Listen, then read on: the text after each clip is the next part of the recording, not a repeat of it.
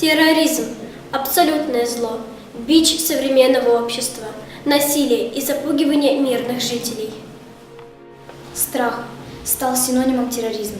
Террорист воздействует на нас путем внушения чувства беззащитности, чувства страха.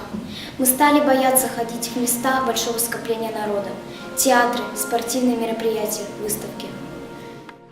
Боль эмоциональная и физическая, чувство сопереживания и страдания родных и близких, пострадавших и погибших в терактах. Каждая бомба убивает детей и разрывает сердца матерей. За последние несколько лет были совершены теракты в Беслане, Москве, Грозном, Владивостоке, Волгограде и в небе над Синайским полуостровом. Жертвами стали около 2000 человек, разрушили человеческие судьбы. Мы молодое поколение нашей страны, и мы говорим терроризму нет.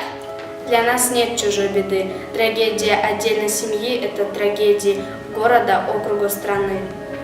Терроризм будет побежден. Всегда найдутся те, кто встанет непоколебимой стеной на пути ужаса и страха. Хоть нам 12, но мы уже и сейчас готовы встать на защиту нашей Родины. Мы – многонациональная страна с богатой историей, культурой и традициями. Плечом к плечу в нашей стране живут люди разных вероисповеданий. Мы едины, и в этом наша сила.